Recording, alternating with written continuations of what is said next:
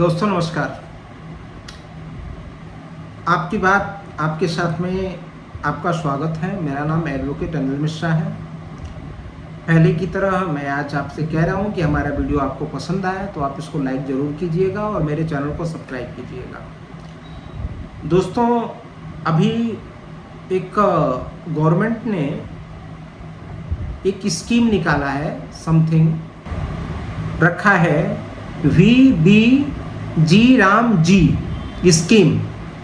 मनरेगा की जगह नई ग्रामीण रोजगार योजना लाने की तैयारी है गवर्नमेंट के द्वारा। तो चूंकि ये इस समय बहस का एक बहुत बड़ा मुद्दा बन गया है, तो फिर मेरे दिमाग में आया कि क्यों ना हम मनरेगा के ऊपर भी चर्चा कर लें। मनरेगा अपने आप में जो स्कीम लाई गई थी, मेरा मानना है कि ये लाई जो गई थी गरीबों को रोजगार देने के लिए, मजदूरों को रोजगार देने के लिए, जो गांव में रहते थे, जो सही मायने में मुंबई, दिल्ली, कलकत्ता या कहीं और जाके जीवन यापन नहीं कर सकते थे, बड़ी कंपनियों में काम नहीं कर सकते थे, जो अशिक्षित थे, उनके लिए मनरेगा की योजना सरकार लाई थी। और उस तहत साल में 100 दिन तक गारंटी, रोजगार की गारंटी दी जाती थी। और उसमें ऐसा था कि उसमें स्थितियां बड़ी भयावह हो गई।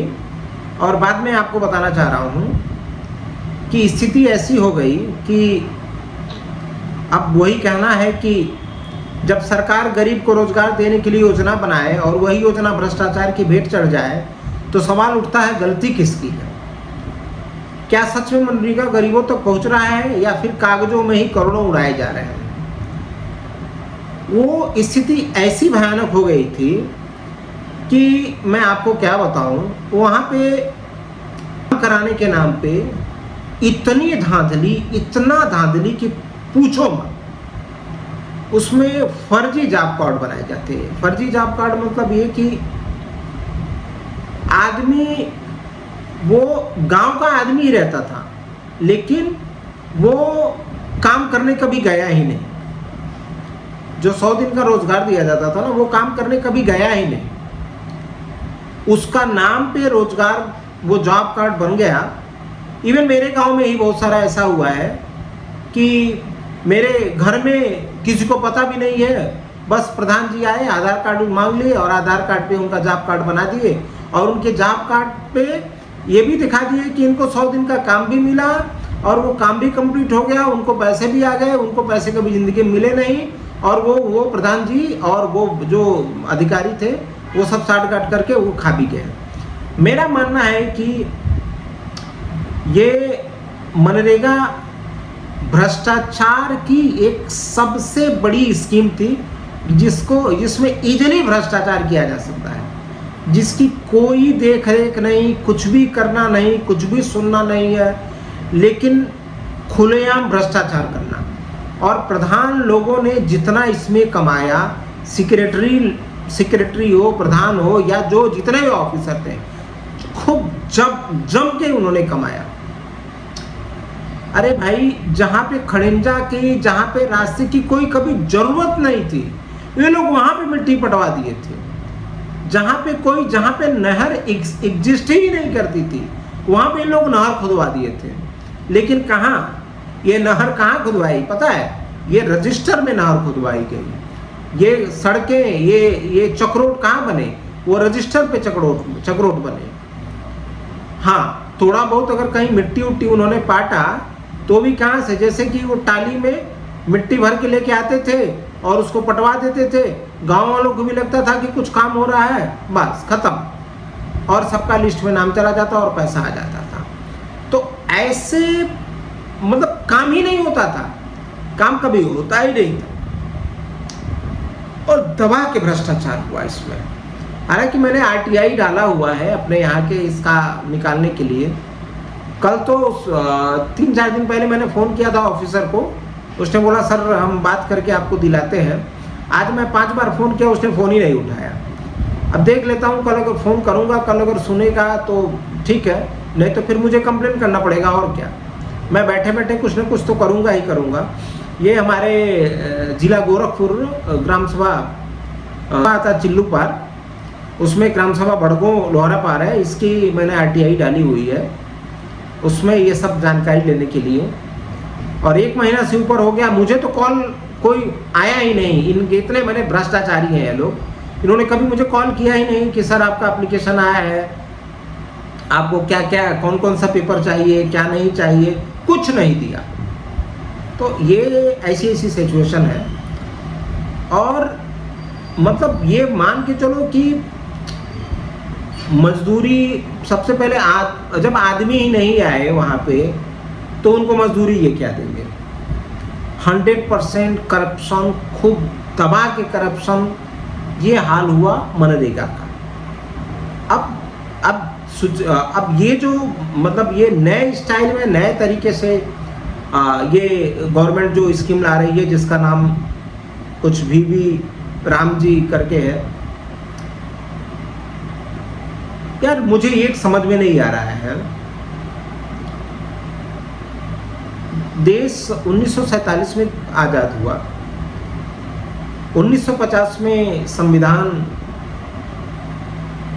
लागू हुआ, आज 2024 है, 75 साल, 77 मतलब 75 साल से ऊपर हो गए।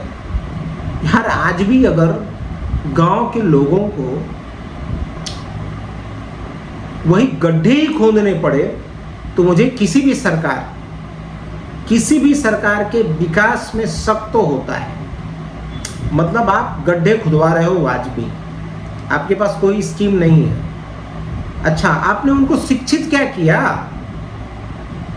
समझो एक 60 साल का बुजुर्ग तो गड्ढा खोदने आएगा नहीं।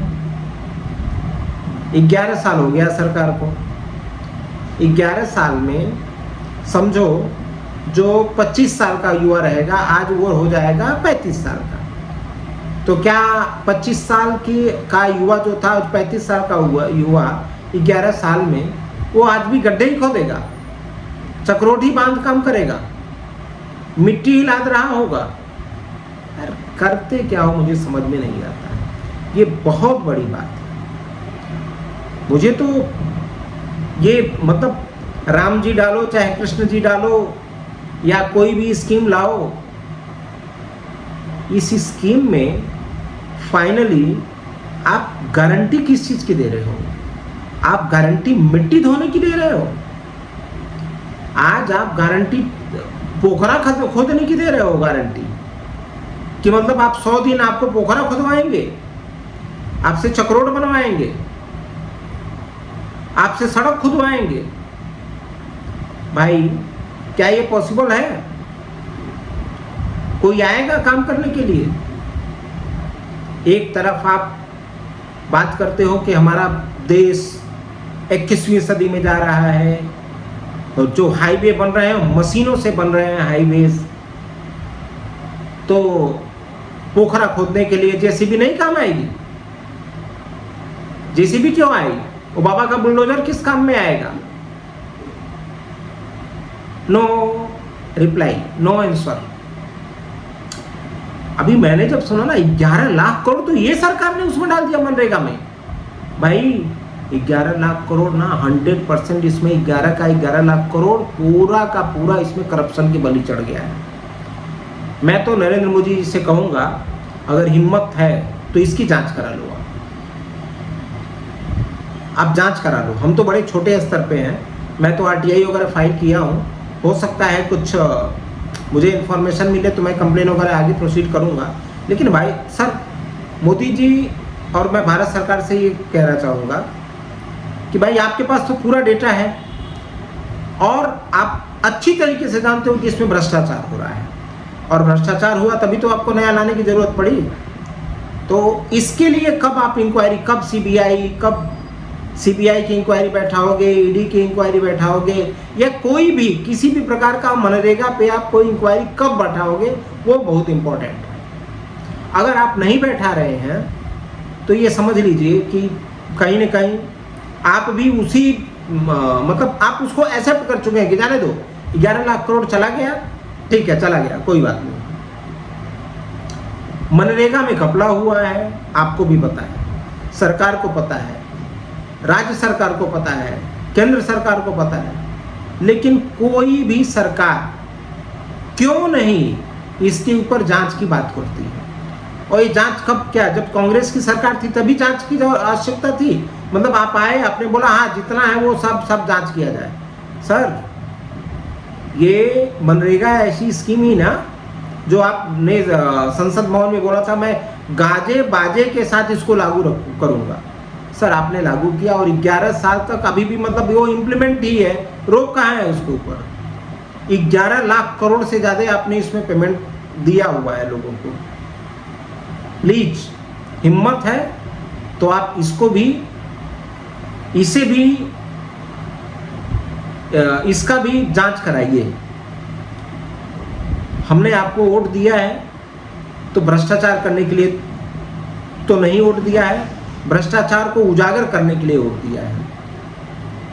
तो मुझे आपसे, सबसे पहले मुझे आपसे यही विनती है कि ये जो स्कीम ला रहे हो इसके बारे में मैं चर्चा बाद में करूंगा, लेकिन फिलहाल जो मैं चर्चा कर रहा हूं वो ये है कि इसकी आप जांच कीजिए, क्योंकि इसमें बहुत ज़्यादा भ्रष्टाचार हुआ है।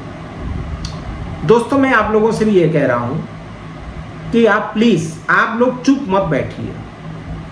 बड़ी व्यस्तता है आपके पास, व्यस्तता तो सबकी है ना, सब लोग कमा खा रहे हैं।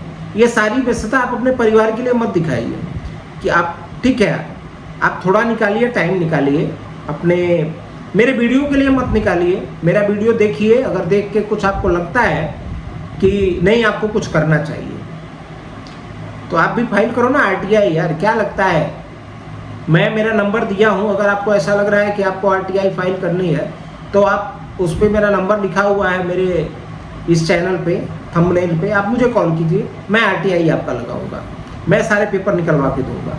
लेकिन आप जहाँ पे हो आपको वहाँ पे कंप्लेन करना पड़ेगा। आप कंप्लेन कीजिए, आप सरकार के भरोसे मत रहिए।